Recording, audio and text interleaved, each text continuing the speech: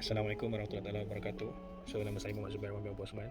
So, hari ini kumpulan kami akan membentangkan tajuk assignment kami yang di mana menjawab persoalan kepada tajuk yang diberikan, iaitu mengenal pasti masalah yang berlaku di dalam organisasi dari segi sumber manusia, proses, teknostruktur, strategi. Okey, dalam assignment ini, so pihak kami kumpulan kami telah mengambil satu organisasi, sampel organisasi kita, iaitu Jabatan Pengangkutan Jalan. Okey, dalam sedikit pendahuluan berkaitan dengan Jabatan Pengangkutan Jalan ni.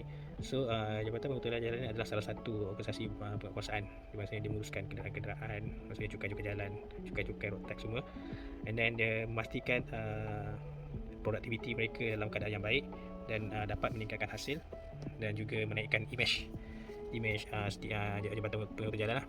Okey, so kalau ikutkan dari segi pecahan dia, kita boleh tengok kepada dari segi isu yang biasa dia ada bagikan dari segi isu sumber manusia. So kita boleh tengok dalam proses sumber manusia ni, kita nampak adalah isu dari segi berkaitan dengan bagaimana organisasi itu bagi training, latihan dan untuk dan juga menjaga kepada kebajikan anggota. Okey, yang kedua adalah proses manusia. So memang tak nafikan manusia ni memang kita sentiasa nakkan mencari kegembiraan So tapi disebabkan sasaran KPI pengurusan menyebabkan anggota tu akan rasa agak stres lah. So bagaimana dari segi penyediaan daripada anggota atas sana dengan daripada kebawahan. So yang ketiga adalah technostructure. Technostructure ni adalah berkaitan dengan teknologi dan juga struktur. Teknologi macam biasalah kita tengok cabaran internet. And then structure ni bagaimana pengurusan untuk menguruskan sesebuah organisasi tu. Maksudnya dia ada hierarki dia. Okey.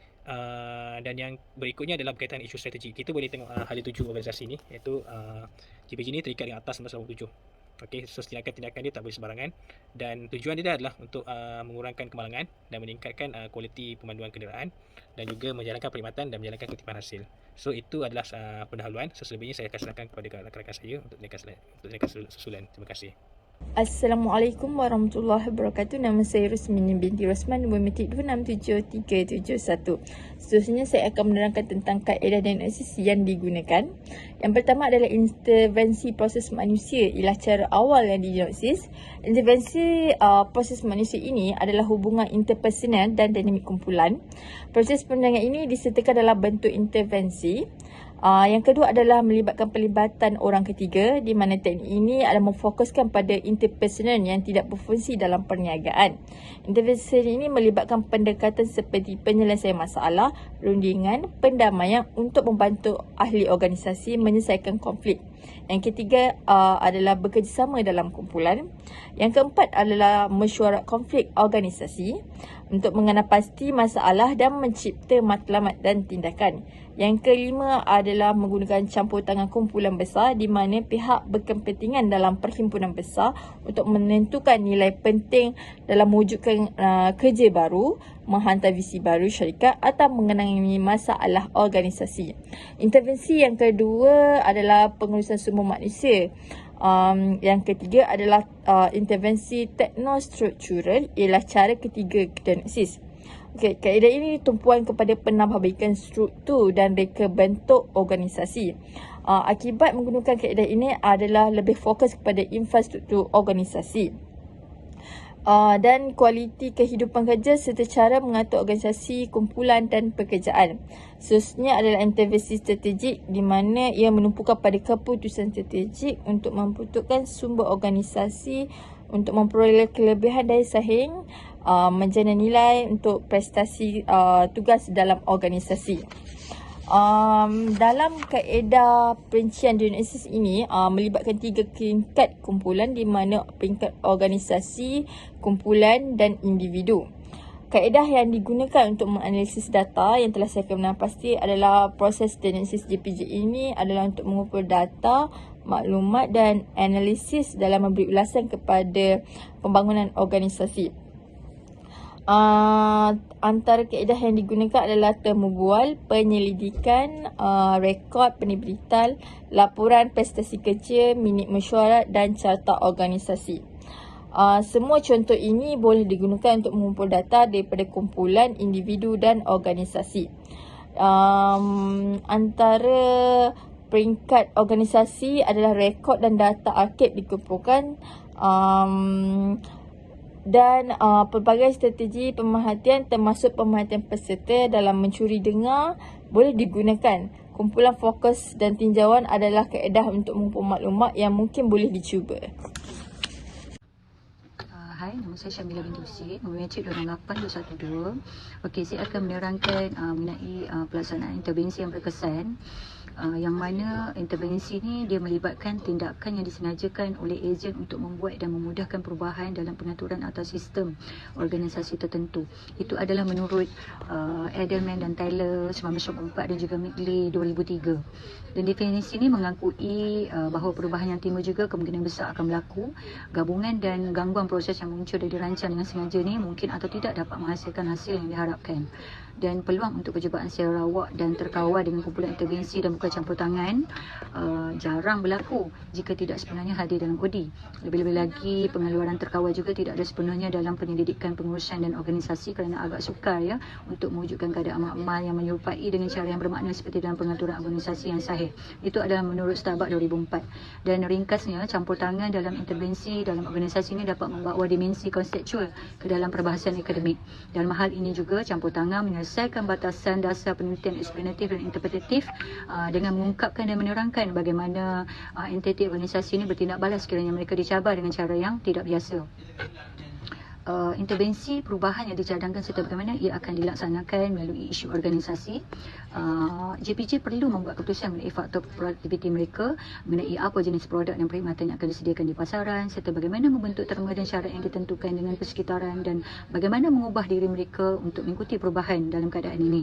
Dan isu-isu strategi ini juga dianggap paling penting untuk pembangunan organisasi. Kaedah pengembangan organisasi yang bertujuan untuk isu-isu ini disebut juga sebagai intervensi strategik. Dan dari segi isu teknostruktural pula, terdapat pelbagai jabatan dalam JPJ dan mereka perlu mempunyai pengetahuan yang mencukupi mengenai bagaimana memperuntukkan pelbagai tugas pekerjaan di kalangan individu sesuai dengan kelayakan, kemahiran dan kemampuan mereka. Kaedah pengembangan organisasi untuk menangani masalah struktur dan teknologi disebut campur tangan teknostruktur dan terdiri daripada fungsi seperti reka bentuk organisasi, penglibatan pekerja dan juga reka bentuk pekerja. Okey, dari segi isu sumber manusia, isu-isu ini berkaitan dengan pengambilan tenaga kerja yang kompeten dan berkemahiran dalam JPJ. Penetapan tujuan dan objektif adalah untuk mengarahkan tugas kerja para pekerja dengan cara yang tepat, menilai dan memberi penghargaan terhadap prestasi mereka dan memastikan bahawa mereka mengembangkan kerjaya mereka dan memiliki kemampuan untuk bekerja dalam keadaan tertekan. Keputusan juga perlu dibuat yang mungkin bermanfaat bagi pekerja dan juga organisasi dalam keadaan persekitaran dalaman dan luaran. Assalamualaikum warahmatullahi taala wabarakatuh. Nama saya Ahmad Zaid Kamaru bin Awang, nombor matrik 267445. Sini saya ingin menerangkan tentang tugasan berkaitan dengan halangan perubahan yang dijangka. Itu apa yang berlaku di Jabatan Pengangkutan Jalan JPJ. Ini disebabkan oleh peningkatan kenderaan yang bermotor di Malaysia dan juga sistem masyarakat memerlukan simpanan data yang lebih besar. Ini kerana peningkatan kenderaan yang semakin hari semakin meningkat dan elemen-elemen tertentu perlu ditambahbaikkan di dalam sistem masyarakat. Dengan pengenalan sistem masyarakat baru, Bantuan Kerja Teknikal terpaksa bekerja keras untuk menyediakan perkhidmatan kepada petugas dan juga kepada menyediakan perkhidmatan yang mudah untuk pelanggan-pelanggan yang hadir di Jabatan Pengangkutan Jalan ini. Ini gunakan ianya disebabkan menggunakan peralatan yang sama, ia mewujudkan lebih banyak kerja dan kekecewaan semua orang yang terlibat, sama ada staf dan juga pelanggan-pelanggan yang hadir. Masalah ini telah melambatkan proses kerja. Pada pandangan orang ramai, kakitan perkhidmatan adalah tidak cekap dan tidak profesional dari sudut pandangan publik. Mengemas dokumen adalah salah satu daripada banyak alatan dan perlu dikongsi secara rutin. Assalamualaikum, salam sejahtera. Saya Muhammad Sufian bin Zakaria, 267212.